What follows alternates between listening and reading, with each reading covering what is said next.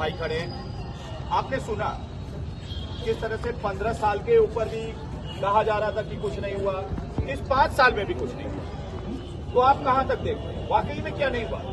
बिल्कुल तुलना रही बात की। जैसे कि हमारे वर्तमान के जो कांग्रेस के जो प्रतिनिधि बैठे हुए हैं और भाजपा के भी प्रतिनिधि बैठे हुए हैं, कोरबा जिला जो है एक ऊर्जा धानी के नाम से फेमस है पूरा कोरबा जिला में और पूरे छत्तीसगढ़ में।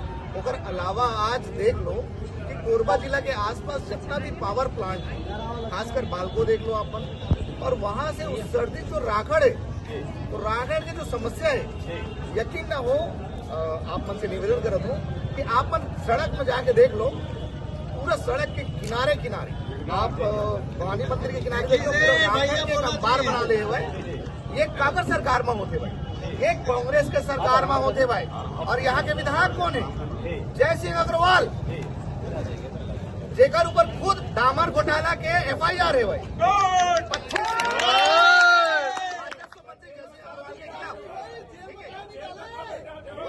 भूपेंद्र